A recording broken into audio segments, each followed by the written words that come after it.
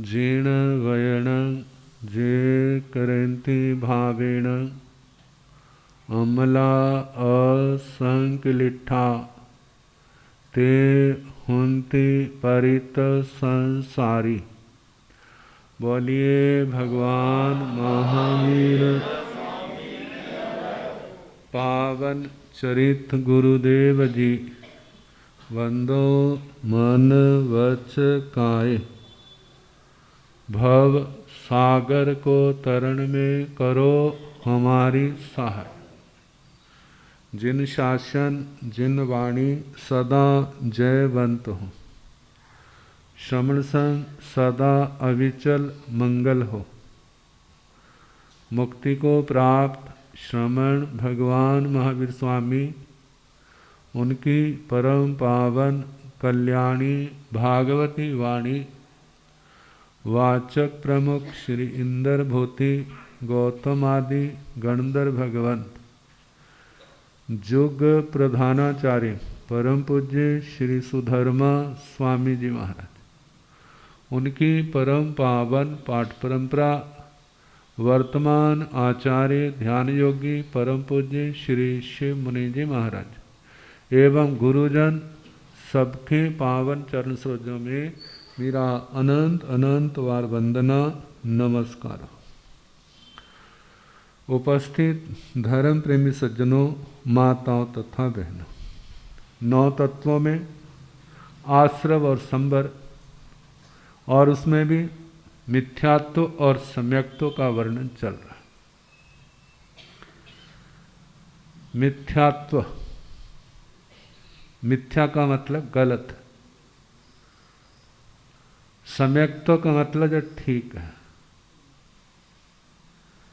मिथ्यात्व कई बातें दुनिया की दृष्टि से ठीक है, संसार की दृष्टि से तो ठीक है जब उस दृष्टि से देखें।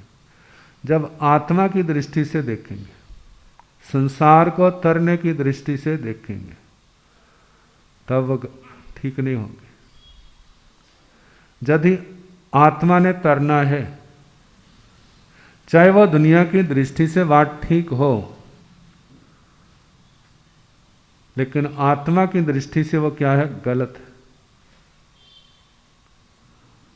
तरना है तो उनको छोड़ना होगा, छोड़ेंगे तो अपनी मंजिल पर पहुंचेंगे, नहीं छोड़ेंगे तो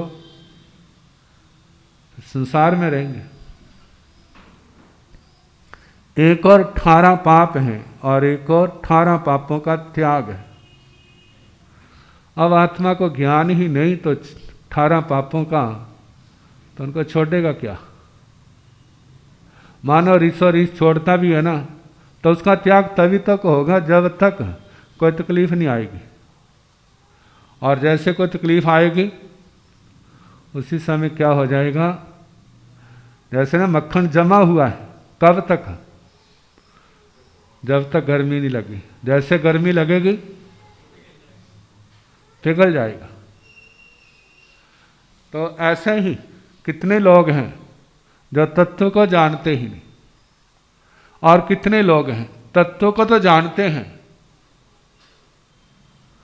लेकिन तत्व को जानने वाले कितने ऐसे हैं कष्ट नहीं सह सकते। धर्म तो करते हैं लेकिन जब कष्ट आएगा तो फिर मक्खन की तरह पिघल जाएंगे। कुछ ज़्यादा हिम्मत रखते हैं, कहते कोई नहीं भाई, जो तो हमारी परीक्षा का समय है, हमें पक्का रहना चाहिए। हिम्मत रखते हैं और कुछ आगे बढ़ते हैं।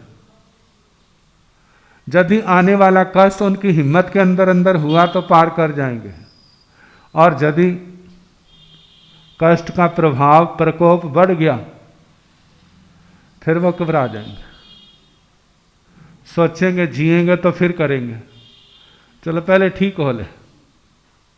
वो क्या हो जाते हैं, फिसल गए। कितने कैसे हैं, कहते कोई बात नहीं, चलने दो। जब तक मरणांतिक कष्ट नहीं आता तब तक तो डटे रहते हैं। जब मरणांतिक आ जाए फिर वो घबरा जाते। अब एक ऐसे है, कहते संसार के अंदर अविद्या, मिथ्यात्व, पाप ये तो अनादिकाल से हम कर रहे हैं, इनसे हमारे को दुखी तो मिले हैं। धर्म करते यदि जीवन चला जाएगा तो कोई नुकसान वाली बात नहीं है। इस शरीर की कीमत हो सकती है, लेकिन धर्म की कीमत कहना आसान है, लेकिन समझना और आत्मसात करना ये बड़ा मुश्किल है। कहते हैं यदि मनुष्य जन्म और एक और धर्म रख दिया जाए तो धर्म की कीमत अनंत गुना है। धर्म पालन करते हुए यदि जीवन जाता है तो इस शरीर से भी हजारों गुना श्रेष्ठ शरीर इसको मिल जाएगा। और यदि धर्म को छोड़ दिया तो ऐसा नहीं, कुछ नहीं मिलेगा। जो धर्म किया है उसका परिणाम तो मिलेगा, जो किया है उसने वो जीरो थोड़े हैं, उसका परिणाम मिलेगा। यदि उसका फिसलना केवल चरित्र की दृष्टि से है, लेकिन श्रद्धा से फिसलना नहीं है, तब पुनः आगे आएगा, फिर उसकी यात्रा दोबारा शुरू होगी। क्या होगी? दोबारा यात्रा शुरू हो जाएगी, क्योंकि उसने धर्म किया हुआ है। उसके बल से धर्म उसको मनुष्य जन्म मिलेगा और उसको धर्म करने की योग्यता भी मिलेगी। और उसका फिर जीवन क्या होगा? जैसे पहली से दूसरी में, तीसरी में, चौथी में आगे क्रम से बढ़ता जाएगा और इससे उसका आत्म बल बढ़ेगा, फिर सफल हो जाएगा। अब जिसने सोचता है शरीर जाता है तो जाने दो, लेकिन धर्म नहीं जाना चाहिए। ऐसी आत्माएं सर्वोत्तम होती, सर्वश्रेष्ठ होती, आदर्श होती हैं। दुनिया उनके जीवन से बहुत कुछ सीखती है। ऐसे जीव जल्दी तरने वाले होते हैं, दूसरों की अपेक्षा से जल्दी तरने वाले होते हैं। इस जन्म में नहीं तो अगले जन्म में। एक प्रसंग आता है श्री मैतारे मुनि जी का। मैतारे मुनि जी पूर्व जन्म के योगी थे।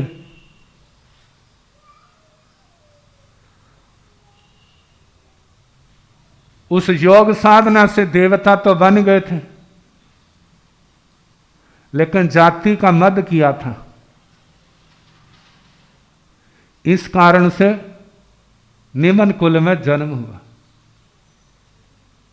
जिस कुल में जन्म हुआ, जिसके जन्म हुआ वो बहन एक अच्छे परिवार से जुड़ी हुई थी, क्योंकि छोटे लोगों का बड़ों के बिना गुजारा नहीं होता और बड़े लोगों का, छोटे लोग तो फिर भी अपना थोड़ा बहुत टाइम निकाल लेंगे, लेकिन बड़ों के लिए एक दिन भी, आप सोचो वाला, एक दिन आपके घर सफाई वाली बहन ना आए तो, बर्तन साफ करने वाली ना आए तो सेठानियों की क्या दशा होती है? सबके सांस फूलने लग जाएंगे, चेहरे का रंग भी क्या हो जाएगा, चाहे वो कितना मेकअप कर ले, लेकिन चेहरे का रंग नहीं रहेगा वो। कारण क्या है? किसने कभी झाड़ू रो भी डाला है, अब झाड़ू उठा करके क्या करना पड़ेगा? स्वयं लगाना पड़ेगा, पोछा भी स्वयं लगाना पड़ेगा, बर्तन भी स्वयं धोने पड़ेंगे, और उसको कितना कोसेंगे, पता नहीं कहाँ मर गई है वो। सारी अंदर की जो गर्मी है ना, कैसे निकलेगी? जवान के माध्यम से। मैतारे मुनि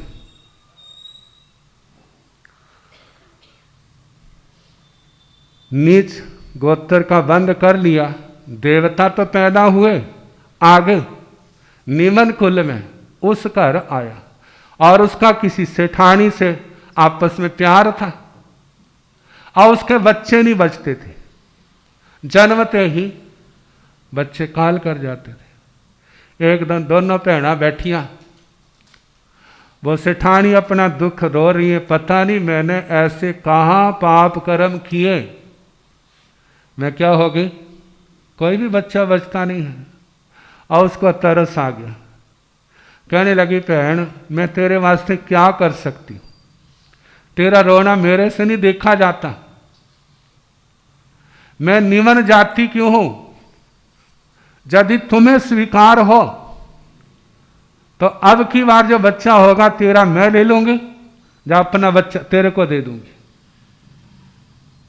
और उसको कुछ हौसला आया, कहते किसी को पता ना लगे, क्या ना लगे, पता ना लगे, नहीं तो हमारी इज्जत क्या हो जाएगी, खत्म हो जाएगी। कहते चिंता ना कर। अब जब बच्चा हुआ उसके तो मृत और उसके जीवित, तो उस बहन ने अपना जैसे कैसे वो बच्चा क्या कर दिया, वहां पहुंचा दिया। और जो मृत्यु हुआ था उसका वो जो करना था कर दिया। और बच्चे की पालना पोषणा होने लगी। नाम क्या रखा, मैतारी। आप पिछले जन्म में देवलोक में थे, तो साथ में जो साथी देवता था, इनको पता चला एक सुलभ बुद्धि एक दुर्लभ बुद्धि है। तो जो दुर्लभ बुद्धि था वही निमन कुल में जन्मा और उसने वचन दी लिया था, तेने आके मेरे को प्रतिवोध देना है। और जिस समय बड़ा हुआ, शादी होने लगी, शादी के लिए बर घोड़े पर चढ़ गया और उस देवता को याद आ गया, आके कान में कहने लगा तेने तो दीक्षा लेनी है। कहते तेरा दिमाग खराब है, मैं तो शादी के लिए जा रहा हूं और तू क्या कह रहा है, दीक्षा लेनी है। कहते प्यार से मान जा, नहीं तो मेरे को दूसरा रास्ता भी आता है। कहते माफ कर, मेरे को अपना काम करने दे। कह नहीं मानता, अभी उतर। कहता नहीं उतरता, तेने क्या कर लेना, तो कोई नहीं दिखाता हूं।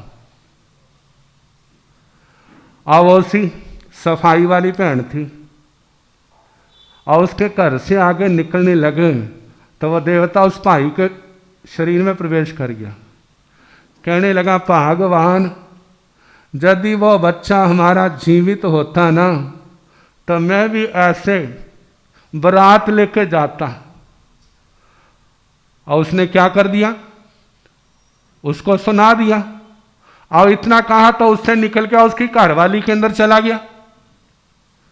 अब वह भी कहने लगी मैं भी एक राज की बात बताऊं।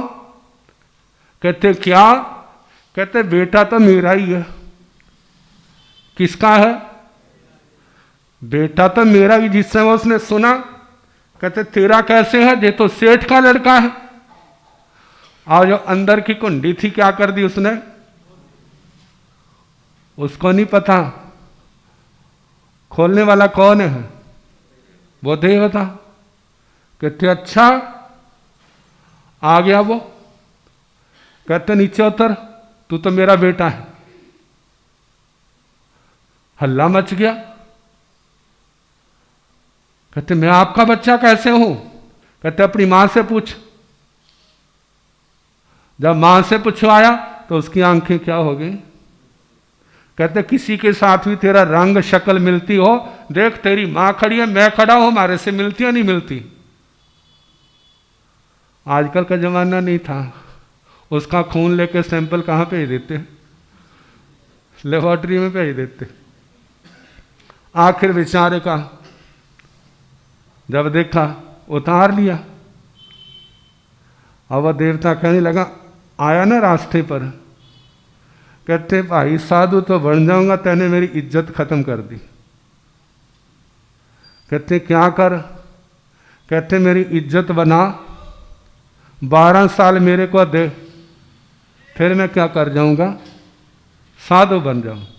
कहते ठीक है। अब देवता के लिए क्या था, पुण्य तो उसका था, राजा श्रेणी का दामाद बना दिया, सारी इज्जत गई, क्या हो गई, आ गई। जिस समय 12 साल होने लगे, देवता कहने लगा चल। अब घर वाली खड़ी होगी, कहते इसके कारण से आपने 12 दिए, 12 हमारे को दो। कहते लो 12। क्योंकि बड़े लोग जो है ना, विनम्रता से एकदम प्रभावित हो जाते। यदि को अखड़ जाए ना, फिर तो उसको दिन में तारे दिखा देंगे, और झुक जाए तो फिर पिघल जाते हैं। वो देवता पिघल गया। कहते ठीक है, जब 24 साल हो गए तो कहते अब, कहते चलो दिला दीक्षा। भगवान के शासन में क्या कर लिया उसने, दीक्षा ले ली। आगमों के पारगामी विद्वान बने, धर्मनिष्ठ, प्रिय धर्मी, दृढ़ धर्मी, पूर्व जन्म के संस्कार जाग गए, भूलों का पश्चाताप होने लगा।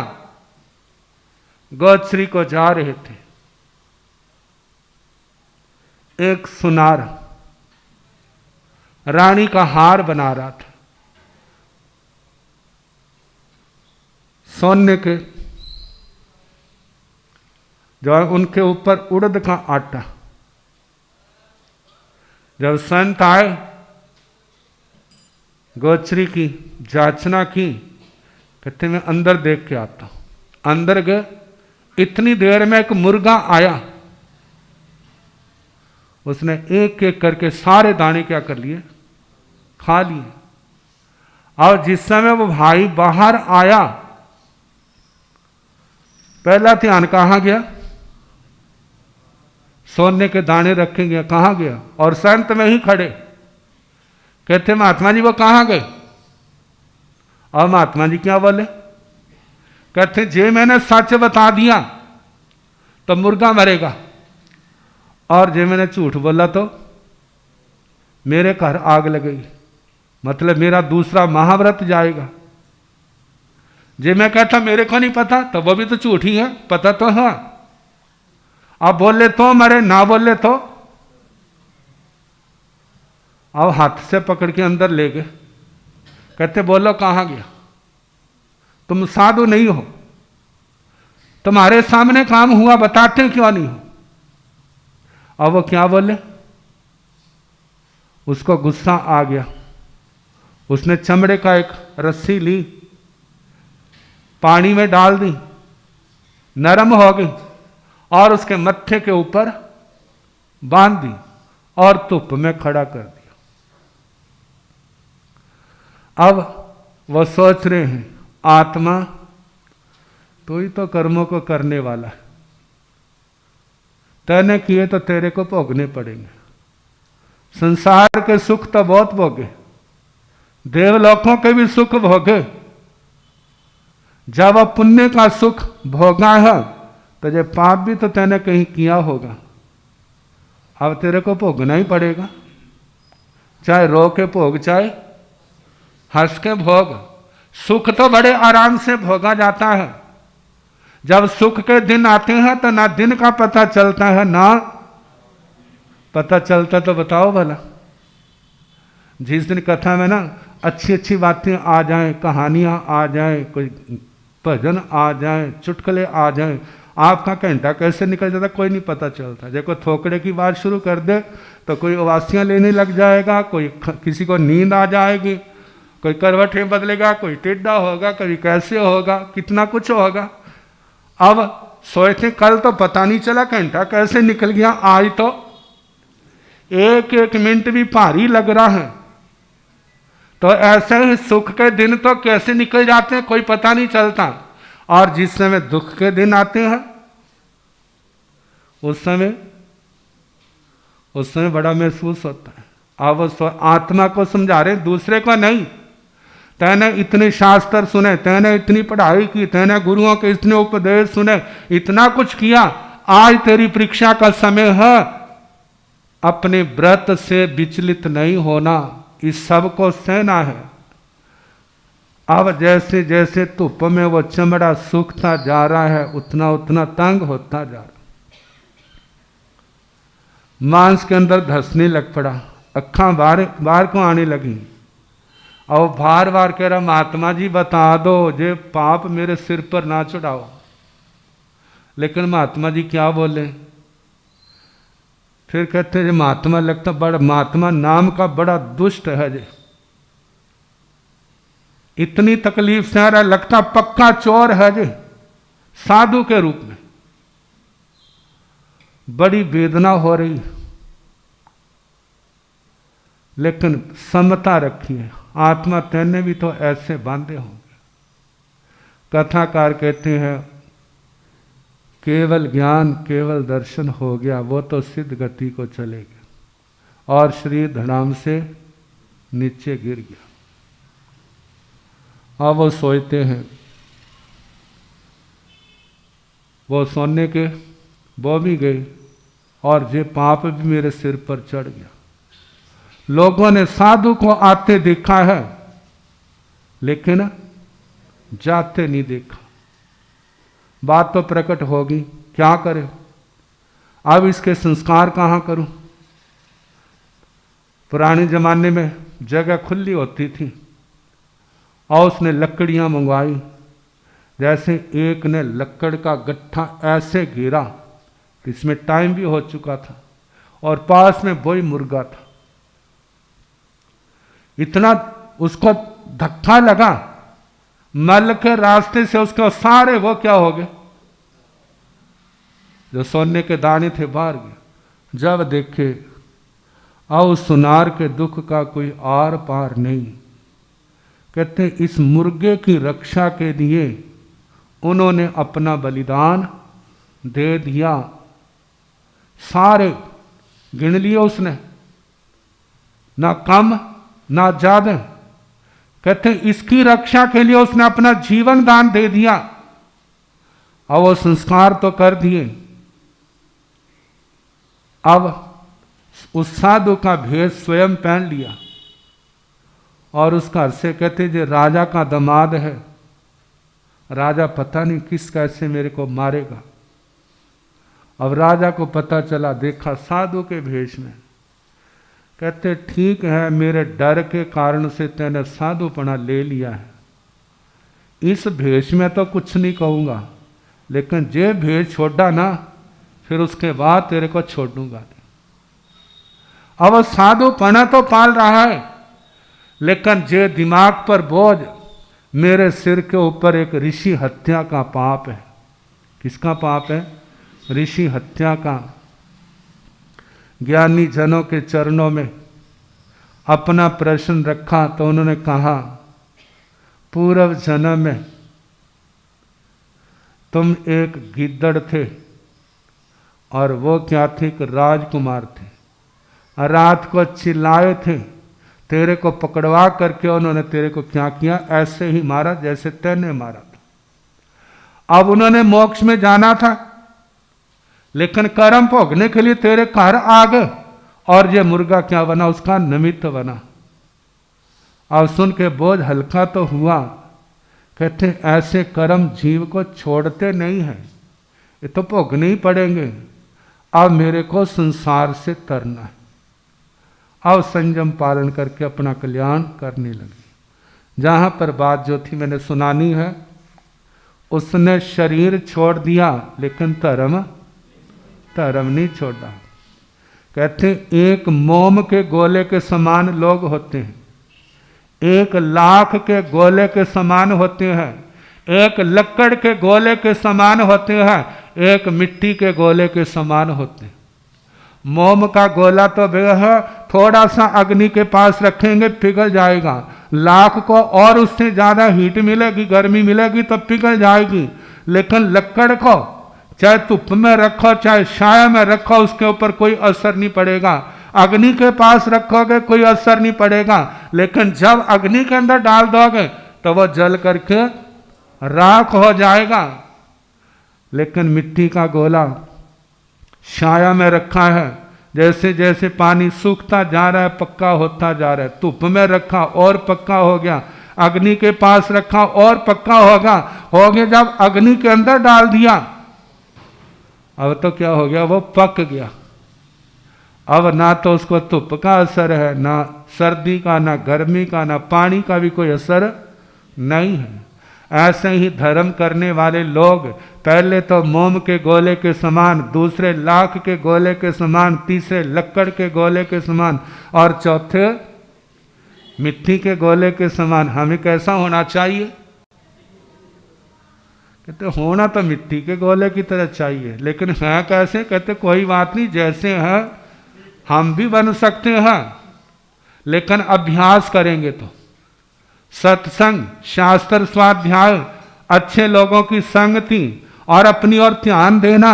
मेरे अंदर क्या क्या बुराइयां पाई जाती हैं, अच्छाई नहीं देखते तो कोई फर्क नहीं पड़ता, लेकिन अपनी बुराई को नहीं देखते तो उसका जरूर फर्क पड़ता है।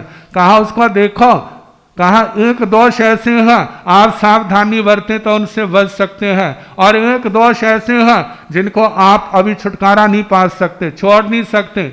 कहा जिनको हम छोड़ सकते हैं उनको छोड़ दें, और जिनको नहीं छोड़ सकते उनको छोड़ने के लिए बल पराक्रम अपने अंदर पैदा करने का प्रयास करें, साधना करें, तपस्या करें, सेवा करें, और उसके बदले कोई संसार की मांग नहीं करनी। जो भी हो ये सारा मेरी आत्मा को धोने वाला हो। जितना धर्म ध्यान है, सेवा है, जो जप तप करते हैं, ये सारे क्या हो, आत्मा को धोने वाले हो।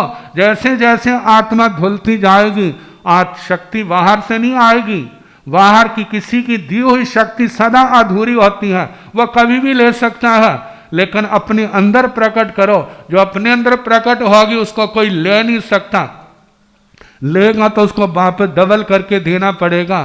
तो कहा कि अपनी शक्ति है, अब उसका विकास करते जाओ, एक दिन क्या बन जाओगे। भगवान महावीर स्वामी जब त्रिपृष्ठ वासुदेव के रूप में थे, थोड़ी सी गलती के कारण एकदम मौत के घाट उतार दिया था, लेकिन जब इतनी समता बढ़ी, कानों में किले ठोक दिए, कोई असर नहीं, सब कुछ सहन करके 6 महीने तक संगम देवता उनको उपसर्ग देता रहा, कोई सब समता से सहन करके। ये शक्ति कहाँ से प्रकट हुई? किसी की दी नहीं, अपने अंदर ही प्रकट हुई। इंद्र महाराज ने, सो धर्मेंद्र महाराज ने कहा था, हे भगवान मैं आपका सेवादार बन के आपके चरणों में रहता हूँ। कहते हैं आपकी आवश्यकता नहीं। जितने तीर्थंकर जिनेंद्र भगवान होते हैं वो अपने बल पराक्रम से अपने लक्ष्य को पाते हैं, किसी के सहयोग से नहीं। तो कहा जे शक्ति कब, जब सन्मार्ग पर चले तो सब कुछ हुआ, जब उन्मार्ग पर चलता है तो आत्मा का पतन होता है। बस सबका कल्याण हो, सब सन्मार्ग पर बढ़े, इन्हीं भावनाओं के साथ हो।